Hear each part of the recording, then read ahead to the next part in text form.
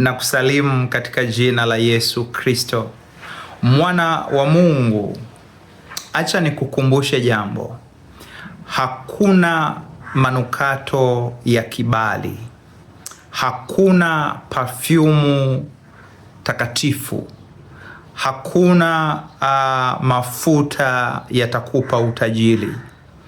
Wala hakuna manukato wala perfume zitakupa utajiri.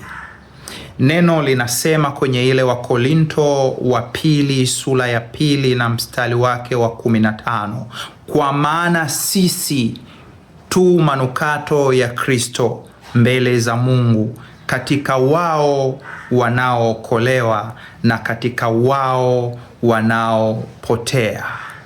Neno la Mungu linasema sisi ndiyo manukato ya Kristo mbele za Mungu. Sasa asikudanganye mtu kwamba amepewa manukato, amepewa perfume na wazee ambazo zitakupa utajiri.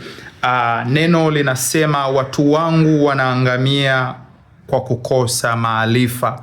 Maana yake kuangamia kwako, unaangamizwa na huyo anayesema tayari anayo manukato ya utajiri. Bwana amesema atabariki kazi ya mikono yako na sio manukato unayopewa na kuhani. Bwana amesema atabariki kazi yako na si mafuta unayopewa na nabii. Bwana atabariki kazi ya mikono yako na sio chumvi unayopewa na aposto. Bwana amesema atakubarikia wewe na nyumba yako kwa sababu tu utakuwa umemjua na kumwabudu.